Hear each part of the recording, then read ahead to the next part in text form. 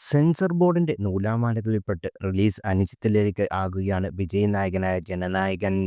ജനുവരി 9 റിലീസാകേണ്ട ചിത്രം കോടതി വരുന്നതുവരെ ഈ താമസം കാരണം അനിശ്ചിതത്വത്തിലേക്ക് നീങ്ങിയിരിക്കുകയാണ്. പുതിയ റിലീസ് ഡേറ്റ് ഇതുവരെ പ്രഖ്യാപിച്ചതിനാൽ ആരാധകരും നിരാശയിലാണ്. രാഷ്ട്രീയ പ്രവേശനത്തിന് മുമ്പ് വിജയ് നായകനെന്ന അവസാന ചിത്രം ആഘോഷമാക്കാനുള്ള ആരാധകരുടെ കാത്തിരിപ്പ് നീളുകയാണ്. വിനോദ് സംവിധാനം ചെയ്യുന്ന ജനനായകൻ തെലുങ്ക് ചിത്രമായ ഭഗവത് കേസരി റീമേക്കായിട്ടാണ് ഒരുങ്ങിയിട്ടുള്ളത്.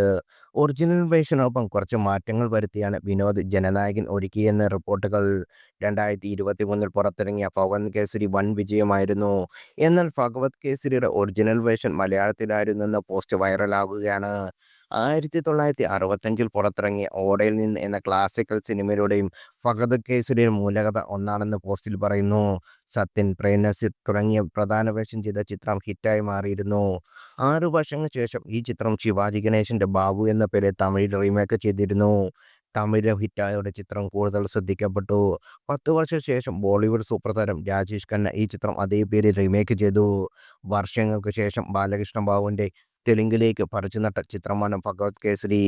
മികച്ച തെലുങ്ക് സിനിമയ്ക്കുള്ള ദേശീയ അവാർഡ് നേടിയ ഭഗവത് കേസരി തമിഴ് റീമേക്ക് ചെയ്യുന്നതിൽ ആരാധകർ തൃപ്തരല്ല.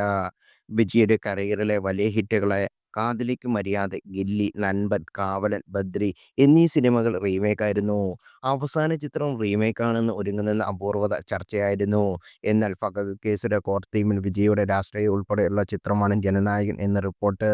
വൺ ലാസ്റ്റ് ഡാൻസ് എന്ന പേര് ജനനായകന് നൽകിയിരിക്കുന്ന ടാഗ്ലൈൻ. 450 കോടിയോളം രൂപ മുതൽ മുടക്കിൽ ഒരുങ്ങിയ ജനനായകൻ വേഗത്തിൽ റിലീസ് ചെയ്യാനുള്ള ഒരുക്കത്തിലാണ് നിർമ്മാതാക്കൾ. ഈ വർഷം തമിഴ്നാടടക്കം നിരവധി സംസ്ഥാനങ്ങളിൽ നിയമസഭാ തെരഞ്ഞെടുപ്പ് നടക്കുന്നുണ്ട്. ഇലക്ഷൻ പ്രഖ്യാപിച്ചു കഴിഞ്ഞാൽ പിന്നീട് മോഡ് ഓഫ് കണ്ടന്റ് നിലവിൽ വരും. ഇത് ജനനായകന്റെ റിലീസ് വീണ്ടും വൈകിപ്പിക്കാൻ സാധ്യതയുണ്ട്.